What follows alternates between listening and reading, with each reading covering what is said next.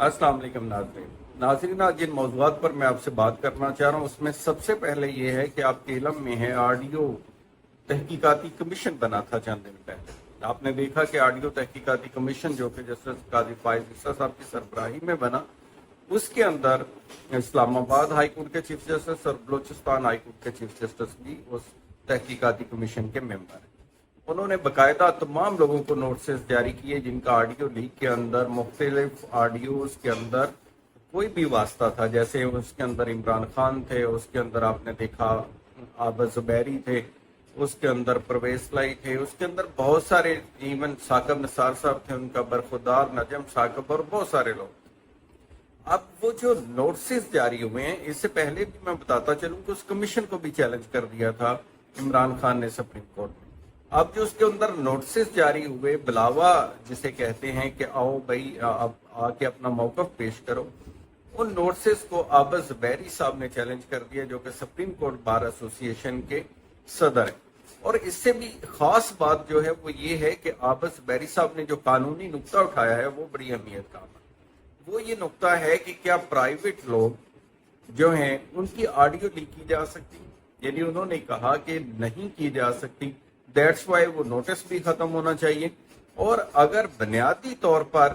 अगर उस audio leak की जो इवन जिन्होंने रिकॉर्ड की है उनको भी कोई नोटिस नहीं जारी किया गया।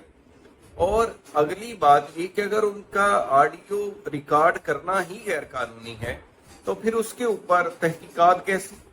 और तहकीकात के अंदर फिर जो नोटिस जारी किया है उसका क्या जवाब। यानी ये बहुत दिलचस्प केस है। आप देख रहे हैं कि एक अरसे से ये ऑडियो लीक वाला सिलसिला जारी है और ऑफिशियल सीक्रेट एक्ट का जिसका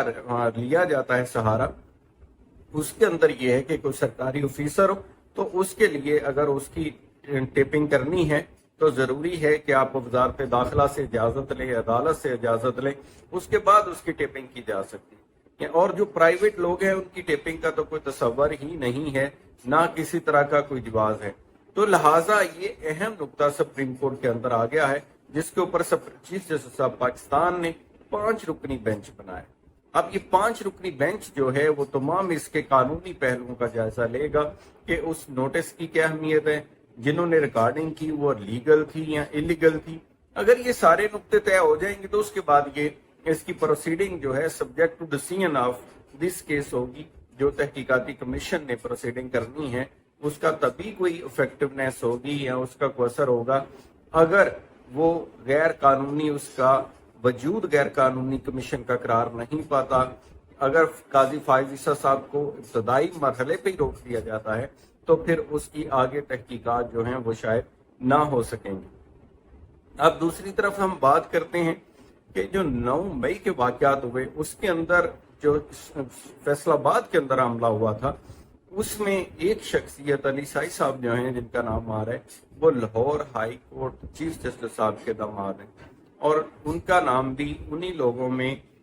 सुनने में आ रहा है जिनका ट्रायल आर्मी कोर्ट के अंदर चलेगा। तो ये जो नुमाया शख्सियात हैं, यानी वो एक MPA भी रहे, मिनिस्टर भी रहे और बड़ी जिम्मेदार शख्सियत है, तो उनका नाम भी जो है वो आर्मी कोर्ट वाली लिस्ट के अंदर आ रहा है। उसके बाद हम देखते हैं कि अभी जो सूरत हाल है जिसके अंदर एक नई चीज भी डेवलपमेंट के चेयरमैन तहरीक इंसाफ का नाम भी एग्जिट कंट्रोल लिस्ट में डाल दिया गया। एग्जिट कंट्रोल लिस्ट का थोड़ा दो कि आप सबके नॉलेज में ही है, ज्यादा डिटेल की जरूरत नहीं है, लेकिन ये क्योंकि हमारे कुछ जो लोग जो हैं जो इसके बारे में उर्दू में अगर जानना चाहते हैं तो ये वो लिस्ट है बुनियादी तौर पर जो बैरून मुल्क जाने से रोकने के लिए तैयार की जाती है और ये दस्तयाब की जाती है तमाम एयरपोर्ट्स के ऊपर और FIA के लोगों को इसका रिकॉर्ड भेजा जाता है ताकि कोई भी शख्स जो बाहर जा रहा हो तो उसका चेक किया जाता है कि कहीं उसका नाम एग्जिट कंट्रोल लिस्ट में तो नहीं है। बुनियादी तौर पर ये कुछ उन लोगों के मुतल्लक है जो किसी केस के अंदर नामजद होते हैं, तो उनको इस बात को यकीनी बनाने के लिए कि वो मुल्क छोड़ के ना जाएं, उनका नाम एग्जिट कंट्रोल लिस्ट में डाल दिया जाता है। तो बज़ाहिर तो ऐसा नहीं कोई नजर आ रहा या ऐसी चीजें जिसके अंदर ये नजर आ रहा हो कि चेयरमैन तहरीक इंसाफ जो है वो मुल्क छोड़ के जाने में कोई दिलचस्पी रखते हैं, लेकिन फिर भी ये एक तरीका ऐसा लगता है कि जैसे इससे भी एक प्रेशर डेवलप करने की कोशिश की जा रही है تاکہ مزید دباؤ کو بڑھایا جا سکے۔ آگے ہم بات کرتے ہیں جو سب سے اہم چیز ایک اور ڈیولپمنٹ ہے جس کے اندر پاکستان تحریک انصاف کے ابتدائی لوگوں میں سے جنہوں نے جب پارٹی عروج پکڑ رہی تھی ان دنوں کے اندر جہانگیر ترین صاحب کا کافی رول تھا، علیم خان، جہانگیر ترین اور چودھری سرور صاحب، اور یہ وہ تمام لوگ تھے جنہوں نے پارٹی کے فلسفے کو چینج کیا تھا۔ یعنی انہوں نے الیکٹیبل کا فلسفہ دیا تھا کہ ان کو آگے جو کارکن ہیں، ورکر ہیں، یہ کسی طرح سے بھی حلقوں کے اندر الیکشن نہیں جیت سکتے، ان کی وہ کیپیسٹی نہیں ہوتی۔ پہلی دفعہ یہ اس فلسفے کو زیادہ پی ٹی آئی کے اندر پروموٹ کیا گیا اور تمام جو ورکر ایک سالوں سے مدتوں سے اس کے اندر اپنا محنت لگا رہے تھے، اپنا پیسہ لگا رہے تھے، اور جو پارٹی کو الیکٹیبل کی سٹیج پہ لے کے آئے تھے، جب 11 اکتوبر والا جلسہ ہوا تھا منارے پاکستان میں، تو وہ تمام ورکرز تو اس فلسفے کی بھینٹ چڑھ گئے تھے، اور یہ نئی تھیری جس کے اندر آپ نے دیکھا پھر پورے ملک سے جہاز بار بار کے لائے گئے اور تمام الیکٹیبلز کو تحریک انصاف میں شامل کیا گیا۔ اب وہ بعد کے اندر آپ نے دیکھا کہ جو بھی حالات بنے اس کے اندر وہ ڈسٹینس آ گیا ان کا پارٹی سے، اور ایک فارورڈ بلاک بھی بنایا جہانگیر ترین صاحب نے، پھر خاموشی رہی۔ اب جو صورتحال ڈیولپ ہوئی ہے اس کے اندر یہ دیکھنے میں آ رہا ہے کہ وہ دوبارہ سے تحریک انصاف میں خود کو اور اپنے ساتھیوں کو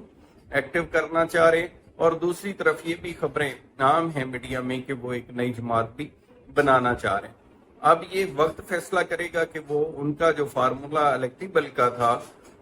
جو اس وقت تو تحریک انصاف میں چلا، آج اس کی کیا حیثیت ہے، وہ چلتا ہے یا نہیں چلتا ہے، یا اس کے عوام کو کتنی تائید حاصل ہوتی ہے، اس چیز کا جو ہے وہ فیصلہ آنے والا وقت ہی کرے گا۔ تو اب ہم نیڈ آف دی ٹائم کی جب بات کرتے ہیں تو اس کے اندر یہ صورتحال ہے کہ یہ ایک اہم ترین جو چیز ہے جو آڈیو لیک کے حوالے سے ہے، جو عابد زبیری صاحب نے بھی چیلنج کیا کہ کسی طرح سے بھی لوگوں کی جو پرائیویسی، ڈگنیٹی آف مین، آئین کا article 14، article 9، right of life جس کے اندر رائٹ آف پرائیویسی بھی ہے، یہ ڈسٹرب نہیں ہونا چاہیے، اور کسی طرح سے بھی پرائیویٹ لوگوں کو تو بالکل ہی اس کا سبجیکٹ نہیں ہونا چاہیے کہ آئے روز ہم دیکھ رہے ہیں کہ یہ آڈیو لیکس ہو رہی ہیں، اور یہ بڑھتا ہوا رجحان جو ہے کافی خطرناک ہے، جس میں ویڈیو لیکس کو بھی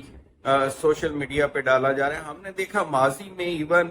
ہر ان چیزوں کو سینسر کیا جاتا تھا، کوئی غلط قسم کی ویڈیو ہوتی ہے، کچھ ہوتا، لیکن آج یہ کوئی نئی جو اس کے اندر